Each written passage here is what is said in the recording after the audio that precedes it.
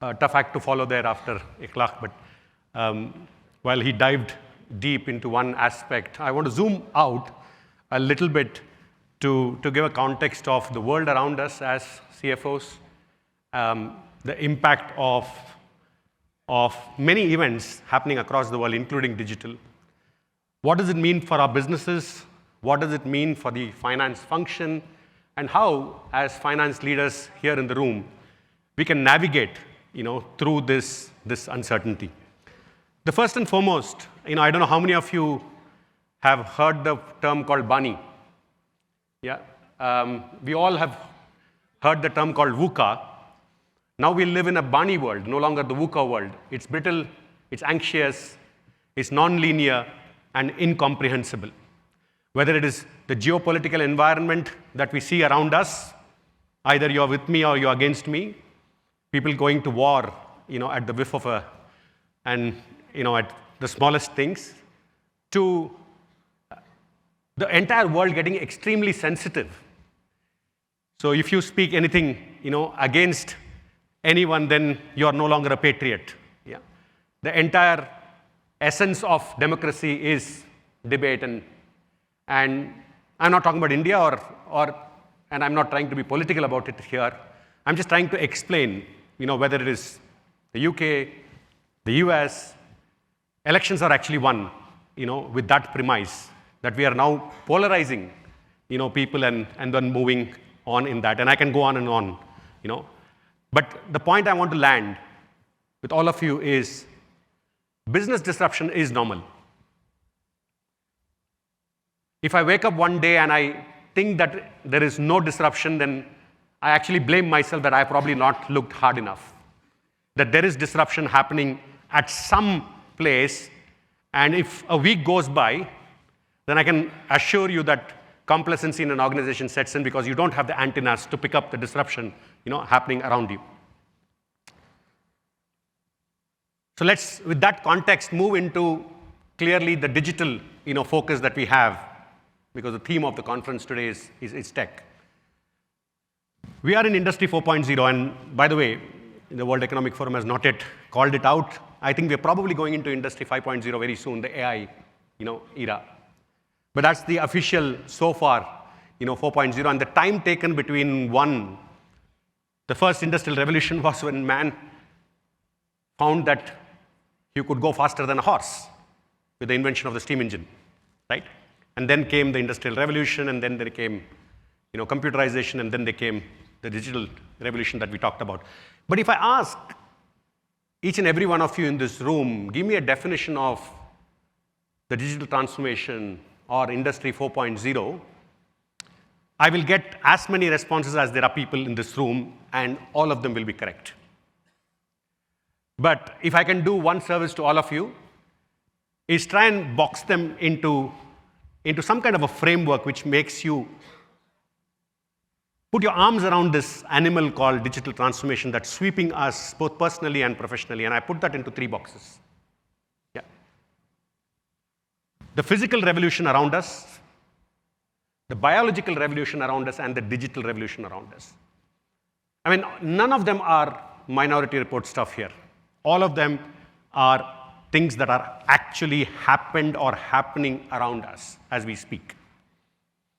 There are autonomous cars clocking millions of miles already as we speak. There are houses that are being printed by 3D, even in the space. By the way, the NASA station has 3D printed many objects in space. And a lot of robotic arms in warehouses and in shop floors, all of them quite evident as we speak. So there is a huge physical revolution around us. Biological revolution. Our deep understanding of what it means to be human. And there are many companies that are taking advantage of this. And I'll not even get into the moral or ethical dilemma, but let me just get into the commercial implications of what it means to have better longevity. Not that I don't want any of us to live longer. If you today live about whatever 75, 80 years, the first 20 years we are unproductive. Then from 20 to 60 we are productive, and the next 20 we are unproductive again, right? So we probably have, as a human, 50% productivity. Imagine with all the advancements in medicine and biology and our own understanding of genome and DNA and all of those things, we live to up to 100. It's 20 more years of unproductive. So you'll drop the productivity of the human race, significantly. What does it mean for the planet? Because we're going to live 20 years longer and consume more resources, right? But let's look at also the brighter sides. I mean, some of us probably own pets. If I increase the longevity of pet by a year, which we would love to have, we don't want to see our pets, die sooner. Just the UK alone, the pet industry will increase by 3.4 billion pounds. The one which is growing at single digits will suddenly see an exponential growth rate just in one country alone, to give an example. So there are huge implications in the biological, space. Our understanding, I mean, whether it's 23andMe or, or whatever, to just get an idea saying that probably 20 years down the line, you are susceptible to these risks depending on your genes and your DNA. And of course, the digital revolution around us. We spoke enough about AI, so I'm not going to dwell deep into AI, but whether it is blockchain and is it coming, not coming, I'm still very hungo about it, because it just needs people to come together. In fact, as early as only yesterday, when I was in a call, I actually pushed the team to do an experiment on blockchain. Yeah. With that, I'll just talk about, from my lens, my personal lens, what are the major technological disruptions that I actually see for the next, at least 4-5 years. We've spoken enough about AI, Gen AI, so I'm not going to talk about AI. I think that's well, understood. And quantum computing is going to fundamentally change stuff. I don't know how many of you track NVIDIA's market cap. After they announced their GPU, their market cap, went through big time. As Tata we have, and the Tata Group, we have actually signed up with NVIDIA to bring AI cloud into India. I mean, the possibilities are endless of quantum computing, and none of this Gen AI stuff can be ever done without quantum computing. Yeah. And quantum computing is actually needed. Let me give an example. Anyway, I don't know if any of you are from your banking sector here. We talk about 128-bit encryption as one of the most sophisticated and the strongest and encryption. Why? You know why? Because if I have to do a brute force method to crack a password which is 128-bit encrypted, it will probably take me about, 300, 400, 500 years. I don't know what the number is, but not in our lifetime. With a quantum computer, you can crack it in less than a year. So all those traditional banking systems are gone for a toss the moment quantum computing comes. But don't worry, my idea is not to scare you, because there is encryption post-quantum computing, which is a separate workforce that is going on. Yeah? And I'm sure we will come with that as well. Mixed reality. Again, not taken off really well as I hoped it would, but the endless applications of that, the way in which we will interact, and the commercial implications of that are going to be huge. They'll change, each of these will fundamentally change business models. Fundamentally change business models. It's not just cost reduction. Gone are the days when your competitor came with a 30% reduction, in price. Now they will have a fundamentally different P&L structure altogether. And digital is going to enable that. All of this is going to be a hyper-connected ecosystem. An absolutely high-powered, hyper-connected ecosystem. And I'll talk about intelligent edge. Every piece of equipment, gadget, furniture, appliance is going to be connected, and it's going to be born connected. Well, the pandemic slowed it down, but pre-pandemic, the IDC estimates was that there will be 85 billion IoT devices on the planet, by 25 or 26. Maybe it's delayed by a couple of, couple of years, your dishwasher is going to be part of your WhatsApp family group. It's going to tell you when the dishes are done so that you can empty it. Or when you're leaving the home, it's going to tell you it's out of salt and please, buy salt to, replenish. It's all going to happen, whether we like it or not. And that is going to be enabled by a chip which is smaller than the groove of a golf ball. That's what an IoT chip is, and it's going to cost less than $1. And that's why 85 billion IoT devices are going to be there across the world, and they all are going to be connected. Everything is going to be connected. So we are going to live in a hyper-connected ecosystem. I make this controversial statement wherever I go. I don't care what business you are in. Are you selling pipes? You're selling tubes? You're selling oil? You're selling soap? I don't care. But all of us are in the digital business. And as CFOs, as finance leaders, if we understand that embracing digital then becomes that much more, easier for us. Let's switch gears to finance. This is a, chart from one of the big fours that I've actually put up. I'm sure all of us have seen this kind of a chart,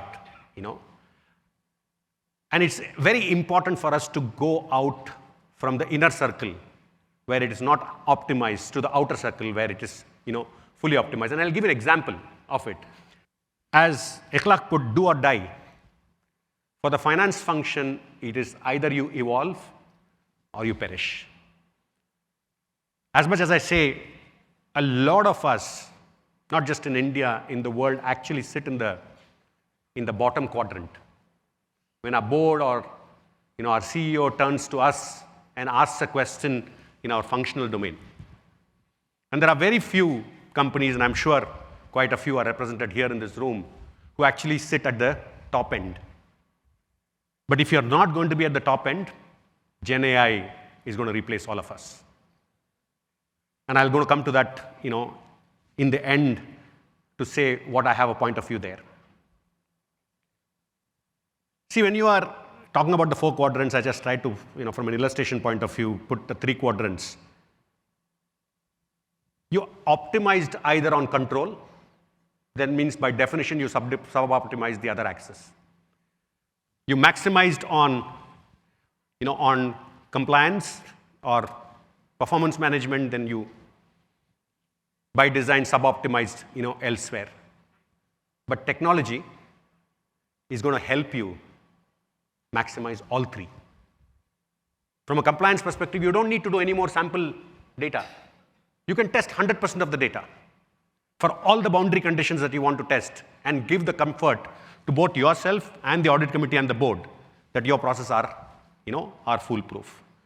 And technology is going to, make that happen. I love this. For me, this is about evolution as a finance function from adding up, which is all our comfort zones that we are all sitting in. Can you move to adding value? It's about sitting, in that domain of what happened. And hand on heart, how many times are we spending time on what happened? Static reports come our way. We are analyzing what happened. And then we go into why did it happen? And a lot of us, the reason why I put that line in between is we're quite happy sitting in this quadrant. And if you don't move to the next quadrant, and that's my point on evolve or perish, because the leftmost quadrant is going to be taken over anyway by a computer, by an RPA, by a Gen AI. You saw how beautiful it was from Akhlaq. He just put a image, of an annual report, and it gave the management commentary, which my FP&A head gives me every month. So I'm going to go and ask him why is he not using Gen AI, and why is he spending any time at all writing management commentary. Management commentary can come, straight out there. So if you're going to spend your time on the left side of the chart, you are at the risk of being replaced. Magic happens when you spend on the right side of the chart. It's about predictive forecasting. It's not about speculative forecasting. We are not here to speculate whether dollar will cross $100 or not. It's about testing the resilience of our P&L and balance sheet. What if it touches $100?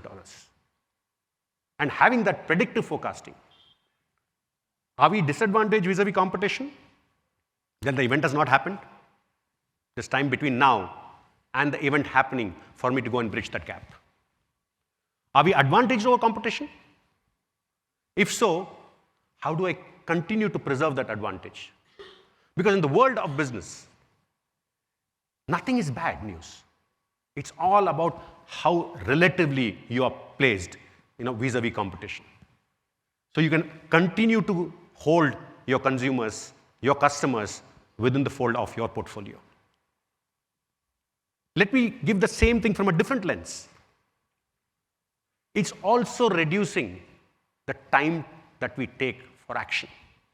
If you're sitting in the bottom end, you produce enough information, you're deliberating what that action should be. And you spend days, weeks, months of it, someone else is taken advantage, of that particular event, whether it is positive or negative. But if you move up the ladder, and if you automate decision making, so when the event has happened, you identify the triggers of the event, you define rules, codified rules, and I'm not talking theoretical stuff. I remember 10 years ago when I used to be in my alma mater, Hindustan Lever, now Ritesh, leads finance for that great institution. We instituted, a system which I'm told is prevalent even till today, of looking at commodity prices, looking at, forex markets, and taking management actions which make this huge elephant called HUL dance. And when an elephant like HUL dances, the jungle rumbles, trust me. And the agility of that great organization was all when you moved from bottom, right to the top. Again, I was fortunate to work for a great organization like Microsoft, and Karun is sitting here. We implemented AI and ML, out there for forecasting. And when we were implementing that, we actually went back about 8 quarters to test the data. Yeah? And we tested the data. The forecast accuracy, actual versus forecast, was around 3.6%, don't mind the sign. With about 150 people across the world doing that forecast. When we put the ML model into it, with the same data that all these finance managers had, the forecast accuracy was 1.5%. And the best part of AI or ML is it learns from itself. Unless there's a black swan event that happens which changes assumptions, it learns from itself. And you know what? It was done by 2 people. Earlier, the entire thing was done by 150 people. And yet, we got it wrong. And yet, as finance, we think, we are holding fort there. Absolutely not, the case. Some watch-outs and pointers. We heard a lot about Gen AI. What are we in the business of? Whatever you are in the business of building trust with your customers and consumers. And you cannot violate that trust. As you start embracing technology, whether it is cybersecurity, whether it's data privacy, because you have a lot more access and a lot more information, about your customers than what we did. In the last 12 months, as a planet, we have generated more data than there are grains of sand in this planet. Why is Gen AI so powerful? Because end of the day, it needs to train on data. And data in digitized format is only available in the last 10, 15 years. And year after year, the growth of data is exponential. From the time I've actually started this presentation till now, I can tell you we would have probably generated 1 million data points. How many of us have mobile phones, tablets, wearables, all of that right here? And it is gathering all sorts of data, whether it is our own medical data, whether it is temperature of the room, whether it is, all of those things is being processed. In fact, I was very surprised when I was introduced to an ad agency when, you generate this TRPs, right? You put sample boxes in households and you do traditional sampling technique. How many people watch this ad and how many people, watch this program, and that's how TRPs are generated. And here I find an ad agency saying, you know what? Everyone has a mobile phone, and everyone's mobile phone has a microphone. And we can exactly tell you that ad has that jingle, which has that soundtrack, as to how many people in India watch that ad. Because we are not watching one screen, are we? While we are watching a television, we are also on our phones. Either we are actively on our phones, or the phone is probably in our pocket or on your front TV table. And the amount of data that we generate is huge. But what comes to us as the finance function is how we manage this data. And unfortunately, there are people in this country, for a chance for a lucky draw, will give their entire horoscope in a mall. Mera name le lo, Aadhaar card le lo, date of birth le lo, almost anything and everything. And that is the amount of data that we actually have. Now the laws are actually coming up in India. They are still not as strict as what GDPR was, right? 4% of your turnover or 20 million euros, whichever was, is higher, was the kind of fine that you were, given on data privacy. The amount of, spam calls that we get and spam messages that we get these days has just only gone up. We need to ask ourselves, are we exposing our consumers, to that? It's about dynamic resource allocation.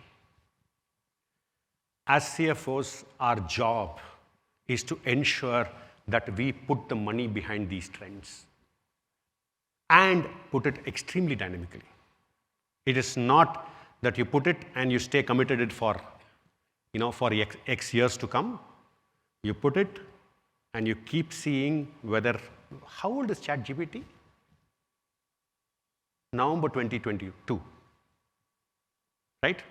That's when, it was in the making for 6 years, but really it came out November 22. And we are sitting here less than a year, and any conversation that actually happens is on Gen AI and ChatGPT. All of us glued on the weekend to see the drama, unfold of Sam Altman getting fired and then getting rehired back a few hours ago. That's become center stage, altogether. So I'm not saying that's not the in thing, but all I'm trying to say is that there is the next in thing that's going to come up. Are you dynamic about your resource allocation? And the most important thing is within this is to driving a culture of innovation. And driving the culture of innovation is not left to the CEO and the CMO alone. It is also us. Because the moment we are saying no, from a resource allocation point of view, you are throttling innovation. And lastly, I would stop with saying, this is not about who will be successful.